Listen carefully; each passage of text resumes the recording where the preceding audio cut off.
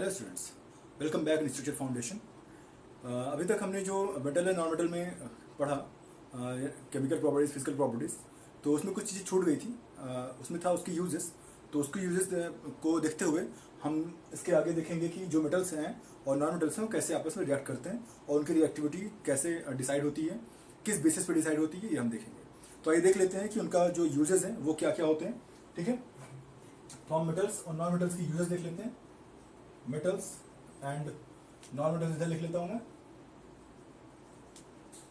ठीक है, ये हमारे पास एक्चुअली अभी तो हम देख रहे हैं हमारे पास क्या है, इनके यूजेस हैं, क्या क्या यूजेस होते हैं। तो एक एक करके हम इनको डिस्कस कर लेते हैं। ठीक है, तो जैसे कि हम जानते हैं कि मेटल का जो यूज है उसको हम बहुत सारी चीज़ों में करते हैं, बहुत सारी तरह तरह की चीज़ों में इसका इस्तेमाल होता है। जैसे कि मेटल का इस्तेमाल हमारे पास जो वायर होता है, वायर्स बनाने में, शीट बनाने में, ठीक है ना, और दूसरे यूटेंसिल्स बनाने में इसका इस्तेमाल किया जाता है। ठीक है, क्योंकि वायर्स जो होता है इसलिए बनाया जाता है क्योंकि मेटल जो होते हैं एक अच्छे कंडक्टर होते हैं। क्या होते हैं? मेटल अच्छे जो है कंडक्टर होते हैं उसके जो है इलेक्ट्रिसिटी के अच्छे कंडक्टर होने की वजह से ही इसको जो है वायर के फॉर्म में कन्वर्ट किया जाता है। इसको थोड़ा सा इधर कर लेते हैं इससे कि मैं कैमरे से बाहर ना हो जाऊं। ठीक है ना, ऐसे ठीक रहेगा। ठीक, और उसके अलावा दूसरी चीज में अगर ध्यान दें तो मेटल जो है हमारा और भी चीज़ों में इस्तेमाल होता है, जैसे कि आभूषण वगैरह बनाने में हमारे पास जो है गोल्ड है, ठीक है, सिल्वर है, गोल्ड है, ठीक है, प्लेटिनम है। इसका इस्तेमाल जो है आभूषण वगैरह या ज्वेलरीज वगैरह बनाने में इसका इस्तेमाल किया जाता है।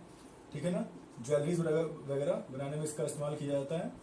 उसके अलावा तीसरा पॉइंट है हमारे पास, उसके अलावा अगर हम देखें तो हमारे पास जो है इसके और भी एग्जांपल्स हैं, जैसे कि जो लेड है वो कार बैटरी वगैरह बनाने में इसका इस्तेमाल किया जाता है। ठीक है, कार बैटरी के अलावा जो हमारे पास जिंक का इस्तेमाल अगर आप देखो तो गैल्वेनाइजेशन में इसका इस्तेमाल किया जाता है। ठीक है ना, गैल्वेनाइजेशन एक ऐसा प्रोसेस होता है जिसमें हम एक मेटल के ऊपर दूसरे मेटल को की प्रेस चढ़ा देते हैं, जिसकी वजह से उसमें जो है दूसरे जो है उसमें जंग वगैरह नहीं लगता है। तो इस तरह से इसका इस्तेमाल गैल्वेनाइजेशन में भी होता है। दूसरा एग्जाम्पल अगर हम और भी देखें तो एल्यूमिनियम का भी बहुत सारी जगह पर इस्तेमाल होता है, जैसे कि एल्यूमिनियम फॉयल वगैरह बनता है, एल्यूमिनियम फॉयल भी बनती है और उसका इस्तेमाल होता है खाने वगैरह को पैक करने में या पैकेजिंग में भी उसका इस्तेमाल होता है।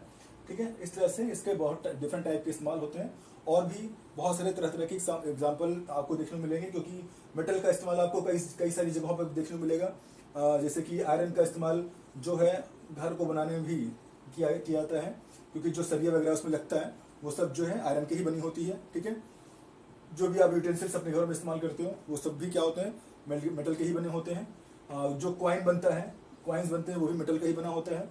ठीक है, इस तरह से मेटल के बहुत सारे तरह तरह के एग्जाम्पल आप देख सकते हैं। बात करते हैं हम दूसरे जो है नॉन मेटल्स के बारे में देखें तो नॉन मेटल्स का भी जो है हमारे पास हाइड्रोजन का जो है बढ़िया एग्जाम्पल है। हमारे पास जो है हाइड्रोजनेशन में इसका इस्तेमाल होता है। हाइड्रोजनेशन में इसका इस्तेमाल होता है। हाइड्रोजनेशन एक बढ़िया प्रोसेस है वेजिटेबल घी बनाने का। ठीक है, इसका इस्तेमाल किया जाता है, वेजिटेबल घी बनाने में इसका इस्तेमाल किया जाता है, जो कि आप अपने घरों में जो भी घी वगैरह खाते हो वो भी हाइड्रोजनेशन प्रोसेस के थ्रू ही बनता है। प्योर घी की बात नहीं कर रहे, वो जो हम घी आप गायों से मिलता है उसकी बात नहीं कर रहे। जो वेजिटेबल घी आप जिसके जैसे डालडा वगैरह है, जो भी आप बनाते हो, पूड़ी वगैरह जो इस्तेमाल करते हो, वो वेजिटेबल घी जो है हाइड्रोजनेशन प्रोसेस के थ्रू ही तैयार होता है। तो उसके अलावा अगर हम देखें तो हमारे पास और भी बहुत सारे तरह तरह के एग्जाम्पल हैं कि जो है नाइट्रोजन दूसरा है। नाइट्रोजन का इस्तेमाल हम जो है क्योंकि नाइट्रोजन गैस एक ऐसी गैस होती है जो कि बिल्कुल भी कह सकते हैं कि एक तरह से इनर्टनेस शो करती है। तो इसका इस्तेमाल हम पैक्ड फूड में भी इस्तेमाल करते हैं। जो भी आप चिप्स वगैरह या पैक्ड फूड वगैरह खाते हो तो उसमें जो गैस भरी होती है वो गैस जो होती है नाइट्रोजन ही होती है, क्योंकि जो फूड होता है अगर उसके आसपास अगर ऑक्सीजन रहेगा तो ऑक्सीजन क्या करती है कि काफ़ी ज़्यादा रिएक्टिव होती है। तो जो फूड पार्टिकल्स होते हैं उससे वो जुड़ करके उसको ऑक्सीडाइज कर देती है और ऑक्सीडाइज करने की वजह से वो फूड पार्टिकल या फूड खराब हो जाता है और उसमें बहुत जल्दी ही स्मेल आने लगती है। तो लेकिन नाइट्रोजन अगर उसमें भरी होगी तो नाइट्रोजन जो होती है वो इनर्टनेस शो करती है, और जो फूड पार्टिकल्स होते हैं उससे साथ वो रिएक्शन नहीं करती है, और रिएक्शन ना करने की वजह से उसके अंदर जो फूड पार्टिकल्स भरे होते हैं वो जल्दी खराब नहीं होते हैं और 2-3 महीने तक वो आराम से खाए जा सकते हैं। इसीलिए आपने देखोगे कि जो चिप्स के पैकेट वगैरह होते हैं उसमें जो एक्सपायरी डेट लिखी होती है वो 2 से 3 महीने की होती है, लेकिन अगर उसके अंदर ऑक्सीजन भरी होगी तो 2 घंटे भी या 2-3 घंटे 4 घंटे भी नहीं चल सकता है। वो ऑक्सीजन क्या करेगा, उस फूड पार्टिकल को ऑक्सीडाइज कर देगा और खराब कर देगा, और जिसकी वजह से एक काफ़ी गंदी स्मेल आने लगती है और उसको आप खा नहीं सकते हो। तो नाइट्रोजन जो है इसकी इनर्टनेस की वजह से इसका जो है बढ़िया इस्तेमाल होता है, ठीक है।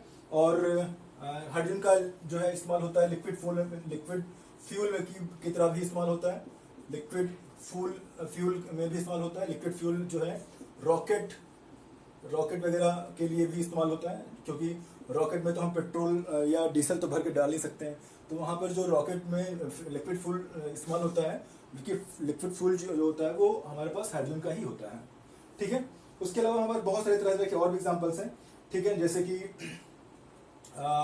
नाइट्रोजन का इस्तेमाल हम जो है प्रिजर्वेटिव की तरह भी काम कर सकते हैं। नाइट्रोजन गैस जो होती है, आप देखोगे कि जहाँ पर बहुत सारे बीज रखे होते हैं, या कह सकते हो कि इसका जो है जहाँ पर भी नाइट्रोजन गैस लिक्विड नाइट्रोजन भरी होती है, अगर इसको हम कह दें लिक्विड नाइट्रोजन की अगर बात करें तो लिक्विड नाइट्रोजन का जो टेम्परेचर होता है काफ़ी कम होता है, और लिक्विड नाइट्रोजन में अगर कोई भी चीज़ रखी जाती है तो काफ़ी लंबे समय तक वो टिका रहता है और ख़राब नहीं होता है।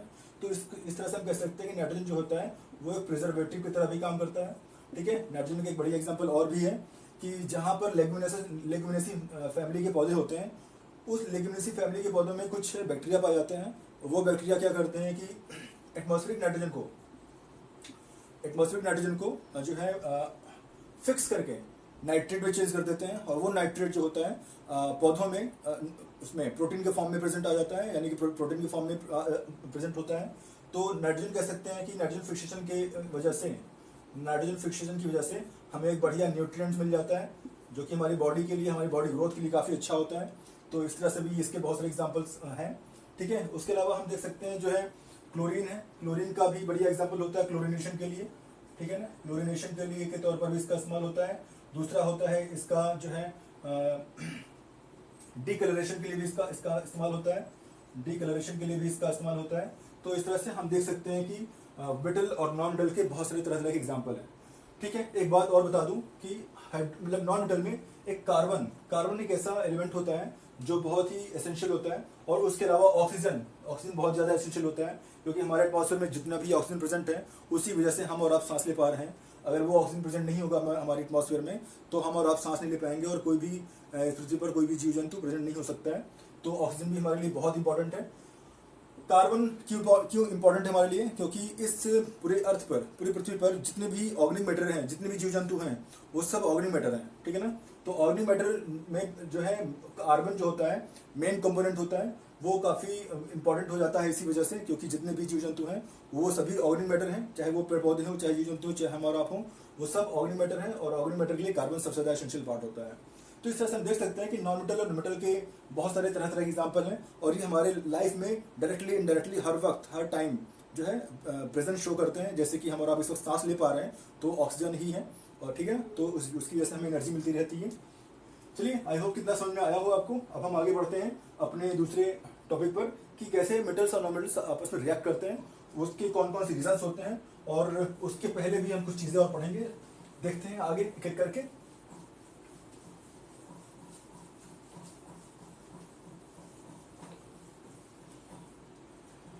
चलिए आगे हम एक काम करते हैं, आगे देख लेते हैं क्या क्या है यहाँ पर हमारे पास है। हम देख लेते हैं कि जो है क्लास 10th की केमिस्ट्री चल रही है, ठीक है ना। ठीक, अब यहाँ पे देखेंगे कि how metals and non metals react. ठीक, how metals and non metals react. थोड़ा सा ऊपर कर देता हूँ इसको मैं, नहीं दिखेगा नहीं बच्चों को मेरे, ठीक है, इस तरह से विजुअल होगा। नेक्स्ट देखते हैं। अब देखो, हमारे पास ये ध्यान देना होगा कि मेटल्स और नॉन मेटल्स कैसे आपस में रिएक्ट करते हैं। उसके लिए हमें कुछ चीज़ें ध्यान देनी होगी, जैसे कि नोबल गैसेस जो होती हैं, नोबेल गैसेस जो होती हैं उनको पहले हम समझ लेते हैं। नोबेल गैसेस में एक कॉन्सेप्ट है जो कि ऑक्टेट रूल को फॉलो करते हैं। ये सभी क्या करते हैं? ऑक्टेट रूल को फॉलो करते हैं। कौन कौन सी नोबेल गैसेस होती हैं हम देखते हैं इसको जरा। Helium, neon, argon, krypton, xenon and radon. ये जो है हमारे पास इतनी जो है नोबेल गैसेस होती हैं। हम एक एक करके इनके बारे में देखते हैं। जेनन का जो है ये होता है, ठीक। अब हम इनका जो एटॉमिक नंबर होता है वो 2, 10, ठीक है, 18, 36। 36 के बाद जेनन का जो है एटॉमिक नंबर होता है हमारे पास 36 बाद ये हो जाएगा लगभग 18 हम जोड़ेंगे इसमें, 18 प्लस करेंगे तो 8 4 12 54 हो जाएगा, ठीक है। 54 के बाद इसमें 32 जोड़ेंगे, 32 हमारे पास 32 जोड़ने के बाद ये प्लस करेंगे हमारे पास 86 हो जाएगा, ठीक है ना। ये हमारे पास ये आते हैं, ये हमारे पास 36 हो जाएगा और ये हमारा 54 हो जाएगा, ठीक है। चलो आगे देखते हैं। अब इनकी बात हम क्या करते हैं, इनका इलेक्ट्रॉनिक कॉन्फ़िगरेशन करते हैं। इलेक्ट्रॉनिक कॉन्फ़िगरेशन के लिए हमारे पास क्या होगा, यहाँ पर 2, जो कि ये डुप्लेट होता है, यहाँ पर ऑक्टेट नहीं होता है, डुप्लेट रूल फॉलो होता है। उसके बाद यहाँ हम देखेंगे 2 and 8, यहाँ देखेंगे 2, 8 and 8, फिर यहाँ पर 2, 8, 18, 8 हो जाएगा, फिर यहाँ पर 2, 8, 18, 18, 8 हो जाएगा, फिर यहाँ पर 2, 8, 18, 32, 18 और 8 हो जाता है। इस तरह से इसका इलेक्ट्रॉनिक कॉन्फ़िगरेशन होता है। और यहाँ पर हम देखते हैं कि इसका जो यहाँ पर जो लास्ट ऑर्बिटल में कितने इलेक्ट्रॉन होते हैं, 2। यहाँ पर लास्ट ऑर्बिटल में 8 इलेक्ट्रॉन होता है, यहाँ पर लास्ट ऑर्बिटल में 8 इलेक्ट्रॉन होता है, यहाँ पर भी लास्ट में 8, यहाँ पर भी लास्ट में 8, यहाँ पर भी लास्ट में 8। तो हम देख सकते हैं कि यहाँ पर जो लास्ट में जितने भी इसको छोड़ करके सभी जो है 8-8 इलेक्ट्रॉन रखते हैं। तो इसके पहले जितने भी एलिमेंट्स हैं वो सभी इसी ऑक्टेट को प्राप्त करने के लिए सारे रिएक्शन करते हैं। अब वो 2 तरीके से हो सकता है एक्चुअली। अब यहाँ पर होता क्या है कि दूसरे एलिमेंट्स के आउटरमोस्ट ऑर्बिट में, जैसे ये तो आउटरमोस्ट ऑर्बिट है। आउटरमोस्ट ऑर्बिट वो ऑर्बिट है जो सबसे बाहर की तरफ होती है और उसमें नंबर ऑफ जो इलेक्ट्रॉन प्रेजेंट होते हैं वही रिस्पॉन्सिबल होते हैं किसी भी एटम के रिएक्शन में पार्टिसिपेट करने के लिए। तो चूंकि यहाँ पर अब ऑक्टेट रूल के थ्रू आउटरमोस्ट ऑर्बिट में 8 इलेक्ट्रॉन होने चाहिए, तो ये 8 इलेक्ट्रॉन यहाँ पर हैं। अगर ये 8 इलेक्ट्रॉन नहीं होंगे, जितने भी रिएक्शन होती हैं वो ऑक्टेट रूल को प्राप्त करने के लिए ही होती हैं। अब यहाँ पर अगर 8 इलेक्ट्रॉन हो गया है तो इसका मतलब ये हो गया है कि ये सभी इसके आउटरमोस्ट ऑर्बिट में 8 इलेक्ट्रॉन हो गए। लेकिन अगर कभी भी किसी भी एलिमेंट में 8 इलेक्ट्रॉन से कम या ज्यादा इलेक्ट्रॉन है, तो अगर ज्यादा है तो वो निकाल देता है, मतलब कि डोनेट कर देता है या दे देता है, ठीक है। और अगर 8 इलेक्ट्रॉन से 1, 2 या 3 इलेक्ट्रॉन कम है तो वो क्या करता है कि इलेक्ट्रॉन को गेन कर लेता है या अपने आउटरमोस्ट ऑर्बिट में शामिल कर लेता है, ठीक है। तो उसके थ्रू क्या क्या चीजें होती हैं आइए करके देखते हैं कैसे किन किन प्रोसेस के थ्रू वो ये चीजें फॉलो करती हैं। तो ये तो हमारे पास रहे जितने भी एलिमेंट्स हमने गिनाए वो सारे एलिमेंट्स हैं ऑक्टेट रूल को फॉलो करते हैं। और ऑक्टेट रूल को फॉलो करने की वजह से या ऑक्टेट आउटरमोस्ट ऑर्बिट में 8 इलेक्ट्रॉन होने की वजह से ये क्या करते हैं कि ये कभी भी रिएक्शन में पार्टिसिपेट नहीं करते हैं, या हम ये इस तरह कह सकते हैं कि ये एलिमेंट्स जो है रिएक्शन नहीं करते हैं, ठीक है। अब हम बात करते हैं अपने मेटल्स और नॉन मेटल्स के बारे में। हम एक तरफ लिख लेते हैं, फिर से वही प्रोसीजर हम एक काम करते हैं कि एक तरफ लिख लेता हूं मैं मेटल, ठीक है, और दूसरी तरफ मैं लिख लेता हूं नॉन मेटल, ठीक है ना। यहां पर ऐसे लिख लेता हूं। यहां पर ध्यान दीजिएगा, मैं फिर से वही जो अपने पुराने वीडियो में मैंने बताया कि मेटल कितने टाइप के हमने बताए थे, 4 टाइप के स्पेशली। वेरी रिएक्टिव मेटल, फिर उसके बाद मॉडरेट रिएक्टिव मेटल, फिर मैंने बताया लेस रिएक्टिव मेटल, फिर मैंने बताया कि कोई भी रिएक्शन नहीं शो करते हैं, तो वो लेस रिएक्टिव मेटल के बाद हम कह सकते हैं कि कोई भी रिएक्शन उसमें ऐसे एलिमेंट होंगे जिसमें कोई भी रिएक्शन नहीं होता है, ठीक है। आइए देखते हैं कि करके। हमने बताया था सबसे पहले कि वेरी हाई या हाई रिएक्टिव मेटल कह सकते हैं, हाई रिएक्टिव मेटल। दूसरा पॉइंट हमारे पास मॉडरेट रिएक्टिव मेटल। तीसरा पॉइंट हमारे पास लेस रिएक्टिव मेटल, ठीक है। फिर हम कह सकते हैं चौथा पॉइंट होता है नो रिएक्टिव, यानी नो रिएक्शन, कोई भी रिएक्शन शो नहीं करते हैं। ऐसे मेटल की भी हम बात करेंगे यहाँ पर, ठीक है। क्यों ऐसा होता है, वो रिएक्शन क्यों शो नहीं करते हैं, उसके बारे में भी हम देखेंगे। आगे देखते हैं। यहाँ पर हमारे पास देखो जो है लिथियम सोडियम, ठीक है, लिथियम, सोडियम एंड पोटेशियम के बारे में बात करते हैं। फिर मॉडरेट रिएक्टिव मेटल हमारे पास आएगा मैग्नीशियम और कैल्शियम के बारे में बात करेंगे, पहला। दूसरा, लो रिएक्टिव मेटल में हमारे पास आएगा आयरन, जिंक, ठीक है, एल्यूमिनियम, यहाँ पर भी एल्यूमिनियम भी ले सकते हैं, ठीक है। 1 2 3, हम पहले इनके बारे में एक करके देखते हैं।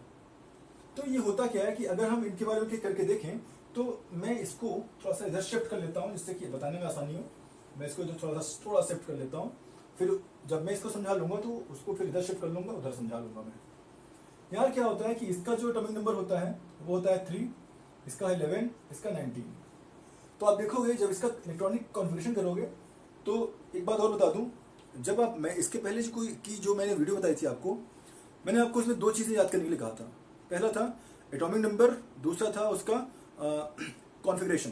तो जैसे कि आप देख पा रहे हो कि किसी भी रिएक्शन को या केमिस्ट्री में कोई भी चीज़ समझने के लिए 2 चीज़ें काफ़ी इंपॉर्टेंट रखती हैं, उसका एटॉमिक नंबर और उसका इलेक्ट्रॉनिक कॉन्फ़िगरेशन। अगर 2 चीज़ें आपको आती हैं तो ईजिली आप उसका कॉन्फ़िगरेशन करके बाकी सारी प्रॉपर्टीज़ को अच्छे से समझ सकते हो। अगर वो चीज़ें आपको नहीं आती हैं तो उसकी प्रॉपर्टीज़ को भी समझना आपके लिए थोड़ा सा मुश्किल हो जाएगा। और रिएक्शंस जो कि बहुत इंपॉर्टेंट होती है केमिस्ट्री में, कभी भी रिएक्शंस मतलब कि कभी भी केमिस्ट्री का जो अगर हम एज्यूम करें तो कभी भी रिएक्शन के बिना हम एज्यूम नहीं कर सकते हैं, ठीक है ना। तो आपको दोनों चीज़ें आनी चाहिए, एटॉमिक नंबर, उसके साथ साथ उसको कॉन्फ़िगर करना आना चाहिए, तभी आप आगे की चीज़ें केमिस्ट्री में समझ सकते हैं। आइए करके इसको भी देख लेते हैं। तो वहाँ पर अगर हम इसको देखेंगे तो ये इलेक्ट्रॉनिक कॉन्फ़िगरेशन आता है 2 and 1। इसका आएगा 2 8 and 1, फिर इसका आएगा 2 8 8 and 1। As you can see कि इसके आउटरमोस्ट ऑर्बिट में एक इलेक्ट्रॉन, इसके आउटरमोस्ट ऑर्बिट में एक इलेक्ट्रॉन, इसके आउटरमोस्ट ऑर्बिट में एक इलेक्ट्रॉन आया हुआ है। तो ये करता क्या है, इसके लिए बहुत आसान होगा ऑक्टेट रूल को प्राप्त करने के लिए कि अपने आउटर मोस्ट ऑर्बिट से एक इलेक्ट्रॉन को निकाल दे।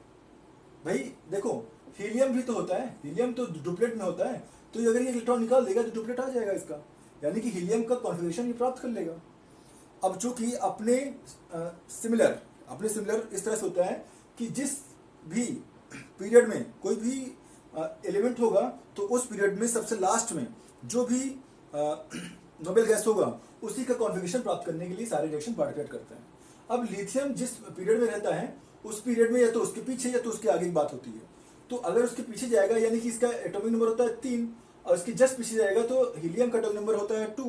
तो हीलियम का एटॉमिक नंबर ये यानी कि एक कदम पीछे जाके ही प्राप्त कर सकता है, क्योंकि इसके आगे 10 तक जाने के लिए इसको लगभग 7 इलेक्ट्रॉन की जरूरत पड़ेगी, और जबकि वो थोड़ा सा मुश्किल होगा। जबकि क्या करता है, इलेक्ट्रॉन को आसानी से निकाल करके दो डुप्लेट प्राप्त कर सकता है, यानी कि 2 एलिमेंट अपने आउटर मोस्ट ऑर्बिट में रख सकता है। तो इस तरह से ये क्या करता है कि एक इलेक्ट्रॉन को बाहर निकाल देता है और हीलियम का कॉन्फ़िगरेशन ये प्राप्त कर लेता है। हीलियम का कॉन्फ़िगरेशन प्राप्त करते ही क्या हो जाता है, इसके आउटर मोस्ट ऑर्बिट में 2 इलेक्ट्रॉन प्रेजेंट हो जाते हैं, ठीक है। नेक्स्ट, इस तरह से जब इलेक्ट्रॉन प्रेजेंट होगा तो इसको हम कैसे दिखाएंगे, कुछ इस तरह से दिखाएंगे, लिथियम पॉजिटिव, और इसका जो कॉन्फ़िगरेशन होगा वो सिर्फ 2 रह जाता है, ठीक है। इस तरह से हम सोडियम के बारे में बात करते हैं तो सोडियम को भी एक इलेक्ट्रॉन को आसानी से बाहर निकाल सकता है, तो ये हो जाएगा Na पॉजिटिव और इसका हो जाएगा 2N8, ठीक है। फिर देखेंगे इसके बारे में, पोटेशियम के बारे में, तो पोटेशियम का हो जाएगा K पॉजिटिव, तो यहाँ पर हो जाएगा 2 8 and 8, और इस तरह से इसका कॉन्फ़िगरेशन हमें मिल जाता है। तो आप देख सकते हो कि जैसे हमने इसके पीछे के नोबेल गैसेस के कॉन्फ़िगरेशन के बारे में बताया था, वैसा ही इस कॉन्फ़िगरेशन आपको देखने में मिल रहा है। तो यानी कि जो भी रिएक्शन होती हैं वो ऑक्टेट रूल की वजह से होती हैं। अब ऑक्टेट रूल जो होता है या ऑक्टेट अपने आउटर मोस्ट ऑर्बिट में रखने के 2 तरीके हो सकते हैं। पहला होता है आयनिक, ठीक है, और दूसरा होता है कोवेलेंट। आयनिक मतलब या तो इलेक्ट्रॉन वो निकाल देगा या तो इलेक्ट्रॉन ले लेगा। अगर निकाल देगा तो उसके पास पॉजिटिव चार्ज आएगा, और अगर ले लेगा तो उस पर नेगेटिव चार्ज आता है, ठीक है। और कोवेलेंट में क्या होता है कि अगर कोई भी एलिमेंट ऐसा है, चाहे वो मेटल हो चाहे नॉन मेटल हो, कोई भी एलिमेंट ऐसा है वो ना ही निकाल सकता है या ना ही ले सकता है, तो उसके लिए बहुत ही सिंपल तरीका होता है कि अपने ऑर्बिट से बराबर मात्रा में इलेक्ट्रॉन को शेयरिंग कर ले। इलेक्ट्रॉन की शेयरिंग हो जाएगी तब भी वो एलिमेंट आराम से क्या हो जाते हैं, उसके आउटर मोस्ट ऑर्बिट में ऑक्टेट रूल को फॉलो कर लेते हैं। जैसे कि एग्जांपल तौर पर हम देखें क्लोरीन का, फ्लोरीन का, ब्रोमीन का, आयोडीन का, हाइड्रोजन का, ठीक है ना, ऑक्सीजन का, नाइट्रोजन का, किसका, नाइट्रोजन का, फास्फोरस का, सल्फर का, ये सब जो है कोवेलेंट बॉन्ड फॉर्म करते हैं। ठीक करके देखते हैं जरा इनको भी, ठीक है, ठीक करके इनको भी देखेंगे। हमारे पास कौन कौन से हैं, हमने यहाँ पे ले लेते हैं हम, हाइड्रोजन है, ठीक है, उसके बाद नाइट्रोजन है, ऑक्सीजन है, फिर फास्फोरस है, सल्फर है, फ्लोरीन है, फिर है क्लोरीन है, ब्रोमीन है, आयोडीन है। इनको भी एक करके हम देखते हैं, ठीक है। पहले हम इनको देख लेते हैं। हमारे पास चूंकि दो टाइप के हमने देखा, आयोनिक और कोवेलेंट। आयोनिक में हमने आपको इस तरह बताया कि एक इलेक्ट्रॉन डोनेट कर सकता है, ठीक है, फिर क्या करेगा, Mg भी हमारे पास है, कैल्शियम भी हमारे पास है, आयरन भी हमारे पास है, जिंक भी हमारे पास है और एल्यूमिनियम भी हमारे पास है, ठीक है ना। इन सभी का हम देखते हैं करके। तो यहां पर देखो मैग्नीशियम का एटॉमिक नंबर है 12, इसका कॉन्फ़िगरेशन करेंगे 2 8 एंड 2 आता है, 2 8 एंड 2 आता है। तो आउटर मोस्ट ऑर्बिट से देखो जरा, आउटर मोस्ट ऑर्बिट से कितने इलेक्ट्रॉन कम है, दो इलेक्ट्रॉन ज्यादा है यहाँ पर, 2 इलेक्ट्रॉन ज्यादा है यहाँ पर। तो क्या होगा, 2 इलेक्ट्रॉन को बाहर निकाल देगा, क्या करेगा, 2 इलेक्ट्रॉन को बाहर निकाल देता है। तो जब ये 2 इलेक्ट्रॉन बाहर निकाल देगा तो यहाँ पर Mg2 पॉजिटिव बन जाएगा क्योंकि 2 इलेक्ट्रॉन बाहर निकल चुका है, और यहाँ पर आएगा कितना, 2 एंड 8। कॉन्फ़िगरेशन यहाँ पर ऑक्टेट, इसका आउटर मोस्ट ऑर्बिट में यहाँ पर भी आ जाता है। यहाँ पर देखो इसका होता है 2 8 8 एंड 2, देखो जरा 2 8 8 एंड 2। तो यहाँ पर भी आप देख सकते हो दो इलेक्ट्रॉन ऑक्टेट से ज्यादा है। तो यहाँ क्या होगा, यहाँ पर इससे भी 2 इलेक्ट्रॉन बाहर निकल जाएगा और यहाँ पर हो जाएगा 2 8 एंड 8, 2 8 एंड 8, ठीक है। ये जो है ऑर्गन का जो है इलेक्ट्रॉनिक कॉन्फ़िगरेशन है, ये नियॉन का है, ठीक है। आप देख सकते हो कि अपने जो है नियरेस्ट नोबेल गैसेस का कॉन्फ़िगरेशन ये प्राप्त कर लेते हैं, ठीक है। इस तरह से ये जो है रिएक्शन करते हैं। रिएक्शन मतलब कि कुल मिलाकर के इलेक्ट्रॉन डोनेट करते हैं। अभी रिएक्शन कैसे करेंगे या क्यों करेंगे वो भी हम देखेंगे, अभी रिएक्शन की बात नहीं करते हैं। अभी सिर्फ ये समझते हैं कि जितने भी मेटल्स हैं या नॉन मेटल्स हैं वो इलेक्ट्रॉन लेते हैं या देते हैं, अगर लेते हैं तो क्यों लेते हैं और देते हैं तो क्यों लेते हैं, ठीक है ना। तो यहाँ पर हमें समझ में आया कि जो जितने भी एलिमेंट्स हैं वो यहाँ से अपने आउटर मोस्ट ऑर्बिट से इलेक्ट्रॉन निकाल देते हैं, जितने भी मेटल्स होते हैं वो आउटर मोस्ट ऑर्बिट से इलेक्ट्रॉन को बाहर निकाल देते हैं, ठीक है, यानी कि वो डोनेट कर देते हैं। इलेक्ट्रॉन बाहर निकाल देने की वजह से, अपने आउटर मोस्ट ऑर्बिट से इलेक्ट्रॉन बाहर निकाल देने की वजह से क्या होता है कि उस पर चार्ज आ जाते हैं। कौन से चार्ज, पॉजिटिव चार्ज, यानी कि वो क्या करेंगे, जितने मेटल्स होंगे, जितने मेटल्स होते हैं वो क्या फॉर्म करते हैं, वो कैटायन फॉर्म करते हैं। वो क्या फॉर्म करते हैं, कैटायन फॉर्म करते हैं। कैटायन मतलब कि पॉजिटिव चार्ज वो गेन करते हैं, पॉजिटिव चार्ज वो गेन करते हैं। और जितने भी नॉन मेटल्स होते हैं वो इलेक्ट्रॉन एक्सेप्टर होते हैं, वो एनायन फॉर्म करते हैं, वो एनायन फॉर्म करते हैं। वो क्या करते हैं, इलेक्ट्रॉन एक्सेप्ट करते हैं, इलेक्ट्रॉन एक्सेप्ट करते हैं। अब चूंकि इलेक्ट्रॉन जब आ जाएगा तो इलेक्ट्रॉन पर होता है नेगेटिव चार्ज, एक इलेक्ट्रॉन आएगा तो एक नेगेटिव चार्ज आएगा, 2 इलेक्ट्रॉन आएगा तो 2 नेगेटिव चार्ज आएगा, 3 इलेक्ट्रॉन आएगा तो 3 नेगेटिव चार्ज आता है। इस तरह से यहाँ पर ये चार्जेस फॉर्म होते हैं। यहाँ पर जब नेगेटिव चार्ज आएगा तो इस पर आएगा, ये इसको बोलते हैं हम एनायन, ठीक है ना। और ये होता है negative charge, negative charge gain करते हैं, ठीक है ना, नेगेटिव चार्ज गेनर होते हैं, ठीक है। अब ये इसके एग्जांपल है हमारे पास, जैसे कि क्लोरीन है, सिंगल चार्ज आएगा, ऑक्सीजन है 2 चार्ज नेगेटिव चार्ज आएगा, और नाइट्रोजन है उस पर 3 नेगेटिव चार्ज आता है, क्योंकि इसके पास ऑक्टेट से एक इलेक्ट्रॉन कम होता है, इसके पास 2 कम होते हैं, उसके पास 3 कम होता है, ठीक है। यहाँ पर क्या है, यहाँ पर भी जो है, अब हमने देखा कि सोडियम जो है वो एक पॉजिटिव चार्ज गेन करता है, वो पोटेशियम भी एक पॉजिटिव चार्ज गेन करता है। उसी तरह मैग्नीशियम और कैल्शियम भी जो है 2 पॉजिटिव चार्ज गेन करते हैं, क्योंकि यहाँ पर ऑक्टेट से 2 इलेक्ट्रॉन ज्यादा होते हैं। फिर हम बात करते हैं एल्यूमिनियम की, तो एल्यूमिनियम भी 3 चार्ज गेन करता है, क्योंकि इसके पास 3 इलेक्ट्रॉन ज्यादा होते हैं ऑक्टेट से। तो इस तरह से यहाँ पर एल्यूमिनियम भी चार्ज गेन करता है। 2 इलेक्ट्रॉन गेन मतलब कि 2 इलेक्ट्रॉन डोनेट करने के लिए हमारे पास और भी मेटल्स हैं, जैसे कि बहुत इंपॉर्टेंट है ये दोनों, आयरन और जिंक भी बहुत इंपॉर्टेंट है, क्योंकि ये क्या करते हैं, ये भी अपने आउटर मोस्ट ऑर्बिट से 2 इलेक्ट्रॉन को निकाल देते हैं। 2 इलेक्ट्रॉन को अब भाई देखो ये कौन सा एलिमेंट इलेक्ट्रॉन निकालेगा, कौन सा एलिमेंट इलेक्ट्रॉन लेगा, इसको भी आप इलेक्ट्रॉनिक कॉन्फ़िगरेशन से समझ सकते हो। अगर आपको इलेक्ट्रॉनिक कॉन्फ़िगरेशन करना आता है तो लास्ट में, सबसे लास्ट में जितने भी इलेक्ट्रॉन आएंगे उसको आप देख करके समझ जाओगे कि इसमें कौन सा चार्ज आने वाला है। अगर ऑक्टेट से 1 2 3 इलेक्ट्रॉन कम होंगे तो इसका मतलब ये होगा कि उसमें 1 2 और 3 इलेक्ट्रॉन लेने वाला है, और अगर वो इलेक्ट्रॉन लेगा जाहिर सी बात है कि उसमें इलेक्ट्रॉन जो है इलेक्ट्रॉन की वजह से नेगेटिव चार्ज आएगा। अगर ऑक्टेट से 1, 2 और 3 इलेक्ट्रॉन ज़्यादा हैं तो वो हमेशा क्या करेगा, इलेक्ट्रॉन के बाहर निकाल देगा, और बाहर निकालने की वजह से वो ऑक्टेट रूल फाइंड कर लेगा, और ऑक्टेट रूल फाइंड करने के बाद उसके ऊपर 1, 2, 3 पॉजिटिव चार्ज आ जाएगा इलेक्ट्रॉन निकालने की वजह से। इस तरह से वो पॉजिटिव चार्ज बन जाता है, उनको जिनको हम कैटायन बोलते हैं। ठीक है, इस तरह से यहाँ पर ये फॉर्म होते हैं। तो हमने देखा कि पॉजिटिव चार्ज, नेगेटिव चार्ज होते हैं। आयंस में क्या होते हैं, आयंस में जो होते हैं, आयंस में 2 टाइप के चार्ज होते हैं। आयंस में एक बार फिर से देखते हैं, इसको समराइज कर लेते हैं। आयंस में 2 तरह के चार्ज होते हैं, एक पॉजिटिव होता है, एक नेगेटिव होता है। ठीक है, पॉजिटिव जो होता है उसको बोलते हैं हम कैटायन, और जो नेगेटिव होता है उसको हम बोलते हैं एनायन। ठीक है, और ये जो बनता है इलेक्ट्रॉन के डोनेट से बनता है, इलेक्ट्रॉन डोनर होते हैं ये। ठीक है ना, जबकि ये क्या होता है, इलेक्ट्रॉन गेनर होते हैं, इलेक्ट्रॉन गेनर होते हैं। इसके एग्जांपल्स हैं हमारे पास, इसके एग्जांपल्स हैं sodium positive, potassium positive, magnesium 2 positive, calcium 2 positive. ठीक है, आयरन 2 पॉजिटिव, एल्यूमिनियम 3 पॉजिटिव। ठीक है, उसी तरह से हम यहां पर एग्जांपल देख सकते हैं। अगर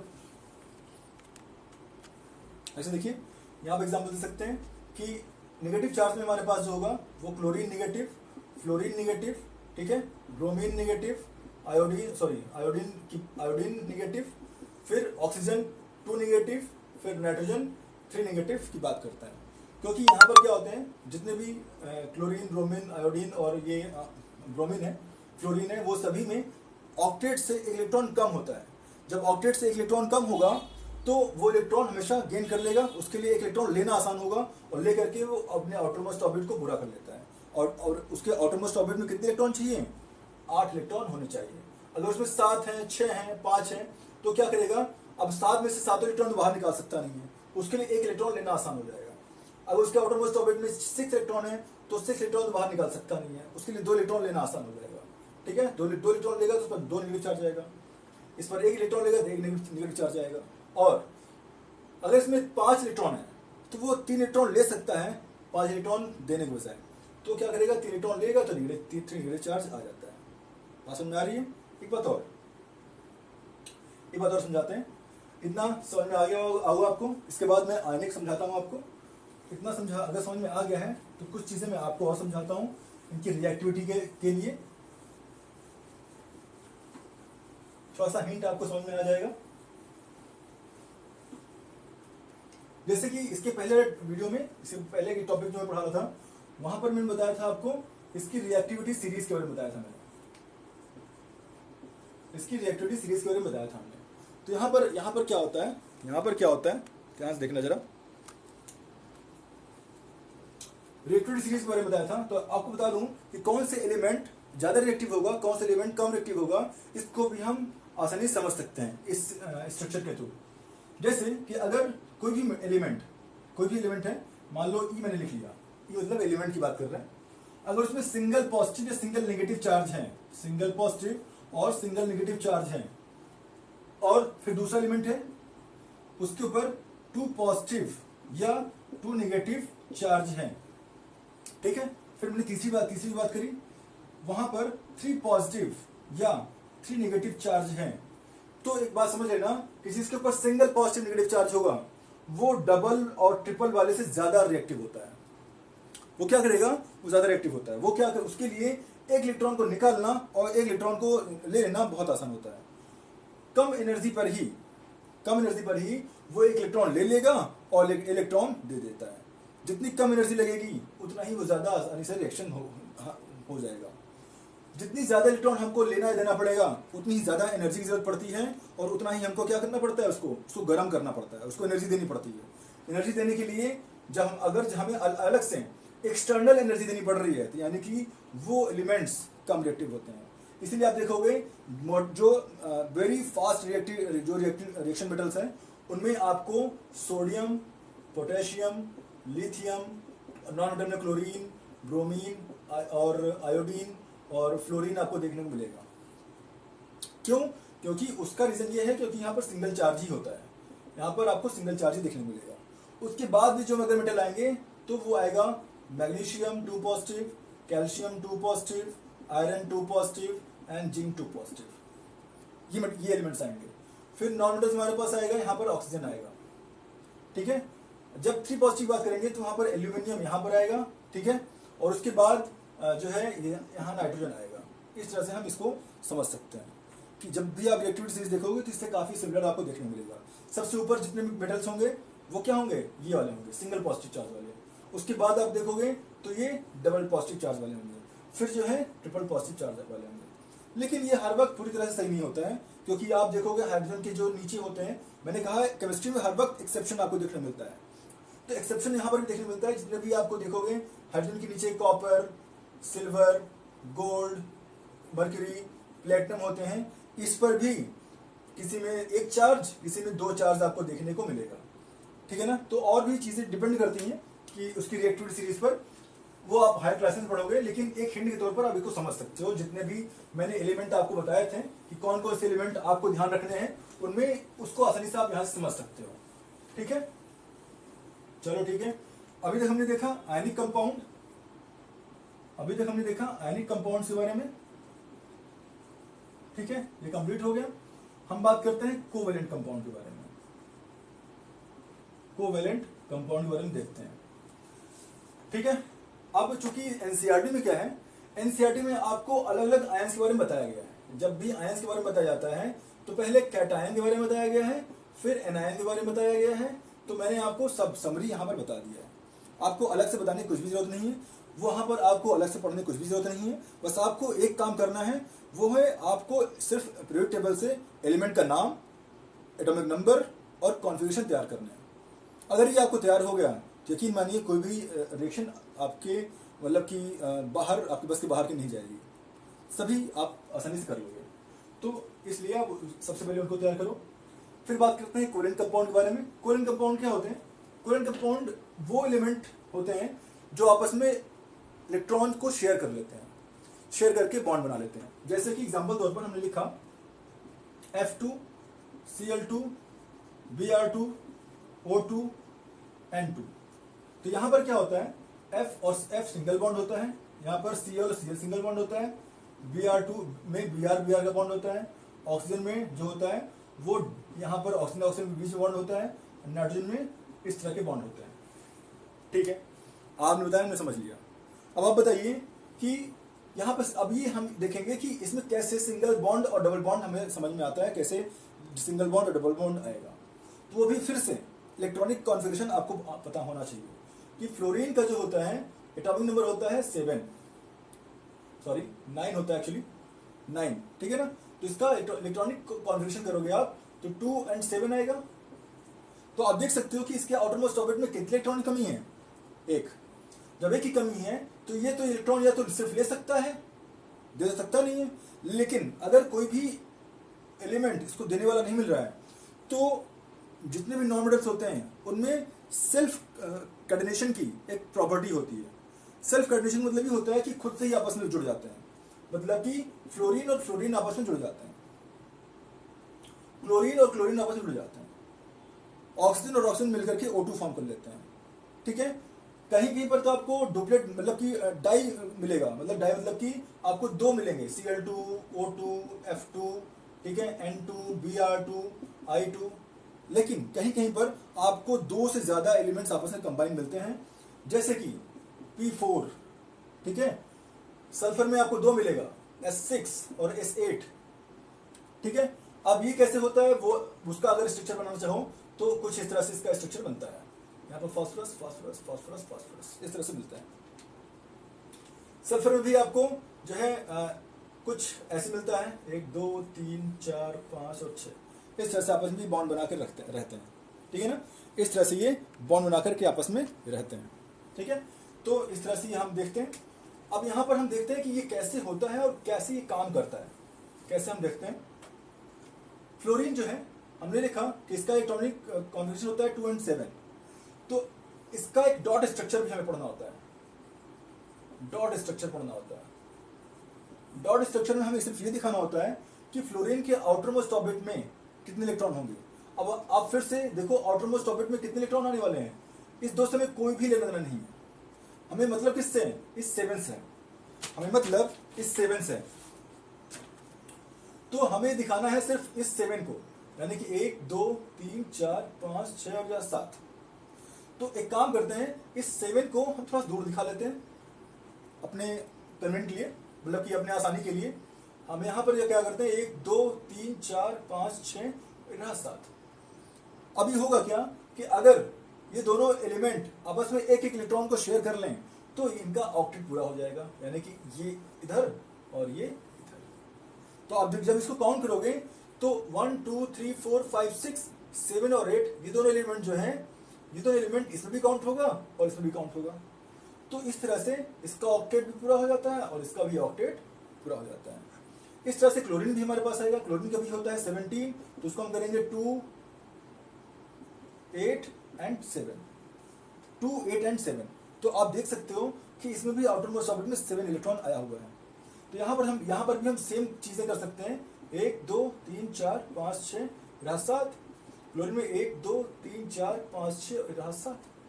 तो इस तरह से हम करेंगे तो ये जो है एलिमेंट्स है, ये इलेक्ट्रॉन है, इधर भी काउंट हो जाएगा और ये इधर भी काउंट हो जाएगा। इस तरह से यहाँ पर इसका भी ऑक्टेट पूरा हो जाता है और इसका भी ऑक्टेट पूरा हो जाता है। हम बात करते हैं ऑक्सीजन के बारे में। ऑक्सीजन के बारे में हम देखेंगे तो ऑक्सीजन में यहाँ पर देखो 2 बॉन्ड बना हुआ है। ऑक्सीजन में 2 बॉन्ड बना हुआ है, तो इसका डॉट स्ट्रक्चर देखते हैं। अब ऑक्सीजन का जो एटॉमिक नंबर होता है वो होता है 8। 8 में क्या है, 2 एंड 6 फॉर्म होता है, मतलब 2 एंड 6 इसका इलेक्ट्रॉनिक कॉन्फ़िगरेशन फॉर्म होता है। तो जब हम आउटर मोस्ट ऑर्बिट में देखेंगे तो आउटर मोस्ट ऑर्बिट में कितने इलेक्ट्रॉन आए हुए हैं, सिर्फ 6 आए हुए हैं। तो हम ऑक्सीजन के आउटर मोस्ट ऑर्बिट में 6 इलेक्ट्रॉन बना लेते हैं, 1 2 3 4 5 और 6। तो एक काम करता हूँ, मैं इसको इधर बना लेता हूँ, ठीक है ना, उससे कोई फर्क नहीं पड़ेगा। इसको इधर बना लेता हूँ। फिर मैंने बनाया 1 2 3 3 4 और 5 6। हमने आउटर मोस्ट ऑर्बिट में 6 इलेक्ट्रॉन रख लिए। अब होगा क्या कि ये इलेक्ट्रॉन और ये इलेक्ट्रॉन आपस में शेयर हो जाएंगे, दोनों एटम में शेयर हो जाएगा। तो यहां पर देखो, यहां पर आपको 2 इलेक्ट्रॉन शेयर हुआ है, 2 इलेक्ट्रॉन शेयर होगा तो यहां पर डबल बॉन्ड फॉर्म होगा। जहां पर एक इलेक्ट्रॉन शेयर हो रहा था वहां पर सिंगल बॉन्ड फॉर्म हो रहा था। इसका मतलब ये हुआ कि जब हम ट्रिपल बॉन्ड बनाएंगे तो वहां पर 3 बॉन्ड शेयर होगा। देखो जरा, मैंने नाइट्रोजन बनाया तो नाइट्रोजन का होता है 7, इसका इलेक्ट्रॉनिक कॉन्फ़िगरेशन आएगा 2 एंड 5 आएगा। तो आउटर मोस्ट ऑर्बिट में कितना इलेक्ट्रॉन आया, 5। तो बना लेते हैं इसको, 1 2 3 4 5 बना लिया मैंने। फिर मैंने बनाया नाइट्रोजन का 1 2 3 और ऊपर 2 5। मैं इसको भी बना लेता हूं 3 दूर दूर, जिससे आपको समझ में आ जाए। ठीक है, ठीक, आगे देखते हैं। यहां पर ध्यान देखना कि ये 3 इलेक्ट्रॉन है, ये 3 इलेक्ट्रॉन है, तो ये 3 इलेक्ट्रॉन इधर भी शेयर होगा और ये 3 इलेक्ट्रॉन इधर भी शेयर हो जाता है। ठीक है, आ रही बात समझ में। एक काम करते हैं, एक एलिमेंट इसका भी बना लेते हैं, मतलब कि डॉट स्ट्रक्चर, जिससे कि आपको समझ में आ जाए। क्लोरीन का 1 2 3 4 5 6 7, 1 2 3 4 5 6 ये रहा 7। इसका जो ये इस तरह से हो जाएगा और ये इस तरह से हो जाएगा। अब ध्यान से देखो पॉइंट की बात। आपने देखा कि यहां पर ऑक्टेट से 1 इलेक्ट्रॉन कम था, तो 1 इलेक्ट्रॉन कम था तो उसने एक बॉन्ड, मतलब एक इलेक्ट्रॉन शेयर किया।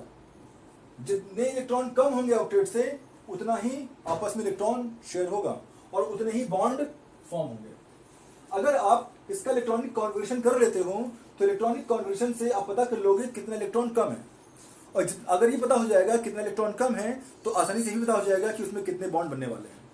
आपको बताने की जरूरत ही नहीं पड़ेगी, ये सब बनाने की जरूरत ही नहीं पड़ेगी। ठीक है, लेकिन फिर भी अगर एग्जाम में पूछा जाता है कि इसका डॉट स्ट्रक्चर बनाइए तो आपको बनाना आना चाहिए, इसकी प्रैक्टिस कर लीजिएगा। ठीक है, ये कभी कभी पूछे जाते हैं। तो यहाँ पर देखो जरा, यहाँ पर 3 इलेक्ट्रॉन शेयर हुआ था तो यहाँ पर 3 बॉन्ड फॉर्म हो जाएगा। यहाँ पर जो है 2 एंड 6 था। आउटर मोस्ट ऑर्बिट में ऑक्टेट से 2 इलेक्ट्रॉन कम था। जब आउटर मोस्ट ऑर्बिट में 2 इलेक्ट्रॉन कम होगा तो यहाँ पर 2 इलेक्ट्रॉन शेयर होंगे। 2 इलेक्ट्रॉन कम है, 2 इलेक्ट्रॉन शेयर होंगे, तो यहाँ पर 2 इलेक्ट्रॉन शेयर होंगे, 2 बॉन्ड बनेगा। यहाँ पर देखो 2 एंड 5, आउटर मोस्ट ऑर्बिट में 3 इलेक्ट्रॉन कम है ऑक्टेट से। 3 इलेक्ट्रॉन कम है तो 3 इलेक्ट्रॉन कम होने की वजह से यहाँ पर कितने इलेक्ट्रॉन शेयर होंगे, 3 इलेक्ट्रॉन शेयर होंगे, और 3 इलेक्ट्रॉन शेयर होंगे तो कितने बॉन्ड बनेंगे, 3 बॉन्ड बनेंगे।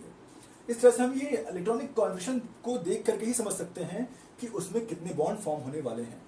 ठीक है, चलो ये हमने समझा कि इसमें बॉन्ड कितने टाइप के होते हैं, कैसे आपस में ये अरेंज होते हैं।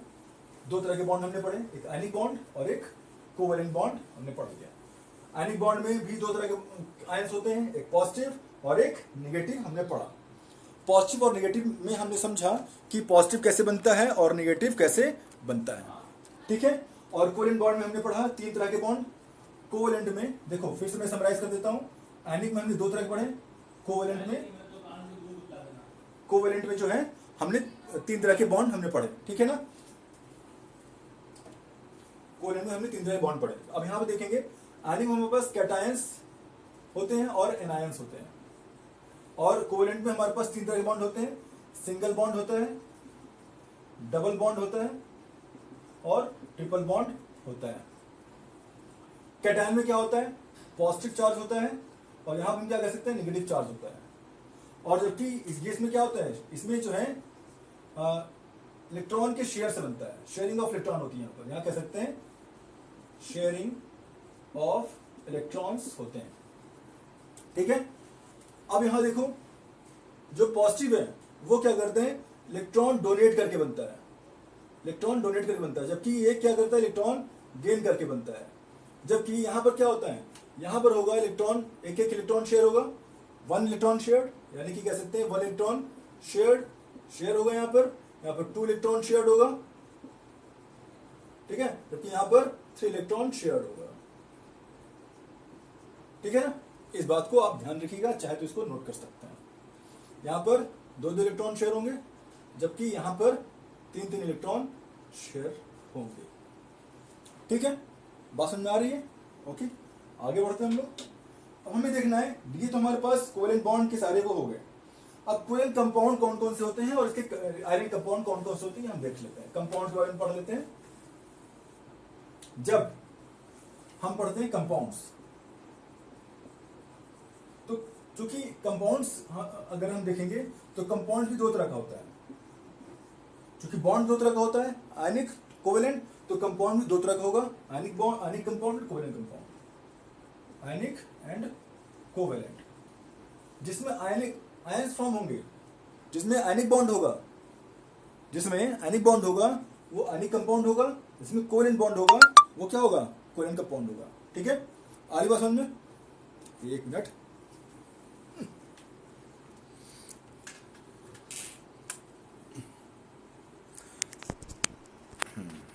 ठीक, ओके।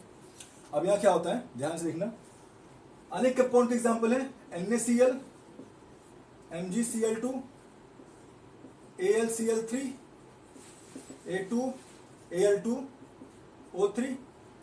इस तरह के हमारे पास अनेक कंपाउंड देखने को मिलते हैं।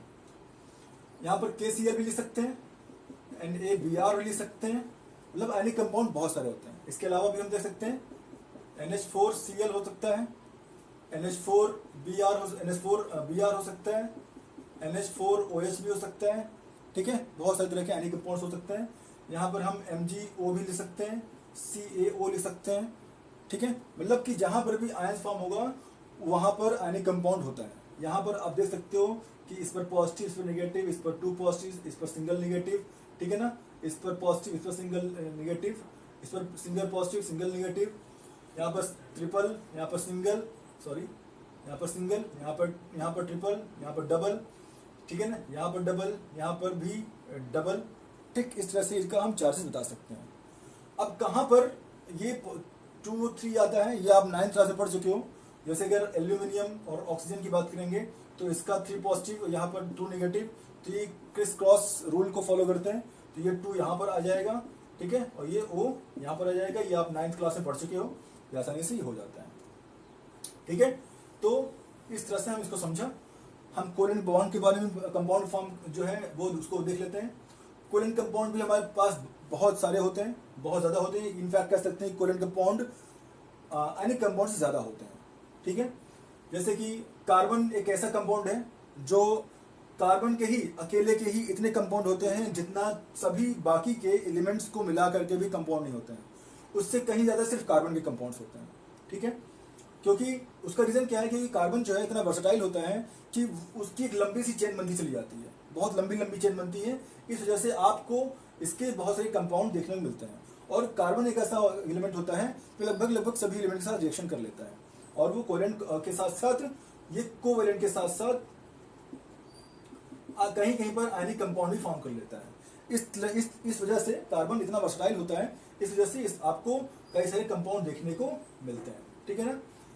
देखते हैं इनके भी कुछ एग्जांपल्स, जैसे कि CH4 है, दूसरा H2O है, तीसरा H2S है, चौथा PH3 है, ठीक है। इस तरह से कुछ एग्जांपल्स हैं जो कि बहुत ज़्यादा मतलब कि कई सारे एग्जांपल आप देख सकते हो इसके हो सकते हैं। और भी हमारे पास हम लिख सकते हैं, जैसे कि CO2 है, CO है, NO2 है, N2O है, ठीक है, C2S6 है, C2S5OH है, फिर CH3 COOH है, मतलब न जाने कितने कंपाउंड आप लिख सकते हो, ठीक है। NH2CO NH2 है, आप न जाने कितने कंपाउंड्स आप लिख सकते हो, यहाँ पर बहुत सारे कंपाउंड आप लिख सकते हो, इसकी कोई लिमिट नहीं है, ठीक है।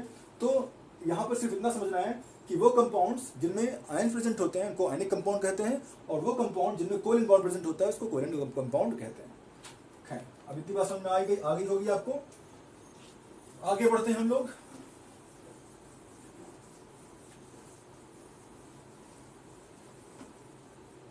अब हमें देखना है कि इसमें और क्या क्या चीजें बच गई हैं। अगर उनमें और भी कुछ चीजें बच गई हैं उसको हम देख लेते हैं। कौन कौन सी चीजें ऐसी हैं जो अभी हमें पढ़ना है, वो है इसकी प्रॉपर्टीज हमें ध्यान देखना है कि प्रॉपर्टीज कौन कौन सी चीजें होती हैं, वो ध्यान देखना हमको। प्रॉपर्टीज में सिर्फ वही चीजें हैं जो हमने आपको मतलब मेटल और नॉन मेटल को जब हमने शुरू किया था वही प्रॉपर्टीज कुछ मिला करके यहाँ पर देखते हैं। बस वहां एलिमेंट्स के बारे में था, वहां पर एलिमेंट्स के बारे में था, जबकि यहाँ पर कंपाउंड्स के बारे में है। कंपाउंड जैसे कि हमने पढ़ा दो तरह के होते हैं, पहला होता है आयोनिक, दूसरा होता है कोवैलेंट। पहला होता है आयनिक, दूसरा होता है कोवैलेंट। तो आयनिक कंपाउंड में सीधी सी बात है कि जो कि आयनिक कंपाउंड होते हैं तो उनका मेल्टिंग पॉइंट और बॉइलिंग पॉइंट काफी ज्यादा होता है, ठीक है। ऐसे लिख लो, पहला मेल्टिंग पॉइंट और बॉइलिंग पॉइंट इनका बहुत हाई होता है, ठीक है। उसके अलावा ये इलेक्ट्रिसिटी के कंडक्टर होते हैं, ठीक है। लेकिन लिक्विड स्टेज में या लिक्विड स्टेट में कह सकते हैं, कभी भी आयनिक कंपाउंड इलेक्ट्रिसिटी कंडक्ट नहीं करेगा सॉलिड स्टेट में कोई भी आयनिक कंपाउंड इलेक्ट्रिसिटी कंडक्ट नहीं करेगा। अगर कोई भी नमक का टुकड़ा है वो सॉलिड फॉर्म में है तो कभी भी इलेक्ट्रिसिटी कंडक्ट नहीं करेगा। लेकिन अगर उसको नमक को आप किसमें पानी में घोल देते हो, पानी में घोलते ही आप जैसे ही आप पानी घोलोगे उसमें इलेक्ट्रिसिटी कंडक्ट होने लगती है। अगर यहाँ पर कोई भी बल्ब लगा हुआ है तो आसानी से बल्ब जलने लगता है, ठीक है। मेल्टिंग पॉइंट बॉइलिंग पॉइंट के बारे में बात करें तो अनेक कंपाउंड का मेल्टिंग पॉइंट बॉइलिंग पॉइंट बहुत ज्यादा होता है। इतना ज्यादा होता है कि अगर आपके पास नमक है और नमक को, जैसे कि एनसीईआरटी में भी आपको बताया गया है, नमक को अगर आप चम्मच में लेकर के अगर आप गर्म कर रहे हो तो एक समय ऐसा आएगा कि आपका चम्मच गल के नीचे गिर जाएगा लेकिन नमक नहीं पिघलेगा। क्यों? क्योंकि जो आपका स्पून होता है वो बना होता है स्टील का, और स्टील का जो मेल्टिंग पॉइंट होता है लगभग 1500 डिग्री सेल्सियस के आसपास आता है, ठीक है। लेकिन जो NaCl होगा उसका जो मेल्टिंग पॉइंट होता है 1800 के ऊपर होता है, 1800 डिग्री सेल्सियस के ऊपर होता है। तो 300 डिग्री सेल्सियस का काफी बड़ा अंतर होता है। तो 1500 डिग्री सेल्सियस हम पहले अचीव कर लेंगे, इसलिए आपका स्पून गल जाएगा लेकिन आपका नमक नहीं गलेगा। इतना ज्यादा मेल्टिंग पॉइंट होता है इसमें, ठीक है। उसके बाद अनेक कंपाउंड्स की और भी छोटी मोटी प्रॉपर्टीज होती हैं। उसके अलावा हम देखेंगे कोवैलेंट कंपाउंड्स की कुछ प्रॉपर्टीज हम देखें तो इनका सीधा कंपेयर हम कराएंगे। मेल्टिंग पॉइंट और बॉइलिंग पॉइंट का जो इनका अगर हम देखें तो मेल्टिंग पॉइंट बॉइलिंग पॉइंट इनका बहुत कम होता है, ठीक है, उनके मुकाबले तो बहुत कम होता है। दूसरा, ये इलेक्ट्रिसिटी को कंडक्ट नहीं करते हैं, वो अलग बात है। ग्रेफाइट इसका बढ़िया जो है एक्सेप्शन है, ग्रेफाइट में होता है, ठीक। तीसरा एग्जांपल देखें तो ये वाटर सॉल्युबल नहीं होते हैं। ये क्या होते हैं? ये वाटर सॉल्युबल नहीं होते हैं। मोस्ट ऑफ द टाइम ये वाटर सॉल्युबल नहीं होते हैं, जबकि आयनिक कंपाउंड जो होते हैं वो क्या होते हैं? वाटर सॉल्युबल होते हैं। क्या होते हैं? वाटर सॉल्युबल होते हैं। बात समझ में आ रही है? क्यों? क्योंकि वाटर जो होता है वो उसमें डाइपोल होता है। उसमें क्या होता है? वो एक पोलर सॉल्वेंट होता है, वो उसमें दो पोल्स होते हैं। पोलर सॉल्वेंट होने की वजह से उसमें पॉजिटिव और नेगेटिव आयन प्रेजेंट होते हैं, पार्शली जो है पॉजिटिव आयन और नेगेटिव आयन प्रेजेंट होते हैं, जिसकी वजह से इसमें आयनिक कंपाउंड आसानी से घुल जाते हैं। इसमें आयनिक कंपाउंड आसानी से घुल जाते हैं। लेकिन वहीं पर अगर हम देखें CH4 को देखें, या उसके अलावा हम देखें यहाँ पर C2H6 को देखें, या C2H5, C2H6 के बाद हम C3H8 को देखें, तो ये कभी भी वाटर सॉल्युबल नहीं होते हैं, क्योंकि इसमें कोई भी आयन प्रेजेंट नहीं होता है और ये वाटर में कभी भी नहीं घुलते हैं। इसलिए आप देखो कि जो भी ऑयल वगैरह होता है, ऑयल को और पानी मिला दो तो ऑयल और वाटर कभी आपस में मिलते नहीं है, वो हमेशा अलग अलग होते हैं, क्योंकि ऑयल जो होता है एक ऑर्गेनिक कंपाउंड है, जबकि वाटर एक ऑर्गेनिक कंपाउंड नहीं है। तो वाटर और ऑयल कभी भी आपस में मिलते नहीं है, नहीं कभी घुलते हैं। उसको चाहे इतना शेक कर दो, वो आपस में कभी भी जो है मिलते नहीं, घुलते नहीं है। इसलिए ऑर्गेनिक कंपाउंड कभी भी वाटर में नहीं घुलता है। ठीक है, और ये तो हो गए हमारे पास इसके सारे यूजेस, और ये टॉपिक भी इसके साथ हमारा जो है खत्म होता है। इस वीडियो को प्लीज लाइक कीजिए, सब्सक्राइब कीजिए इस चैनल को, और अपने दोस्तों के साथ शेयर करिए। जो भी आपको इस वीडियो में कोई चीज लगी हो तो उसको जरूर कमेंट में बताइए। हम आगे भी आपको इस चैप्टर के जो है वीडियोस बनाते रहेंगे, और इस वीडियो को जितना हो सके उतना शेयर करिए। Thank you so much.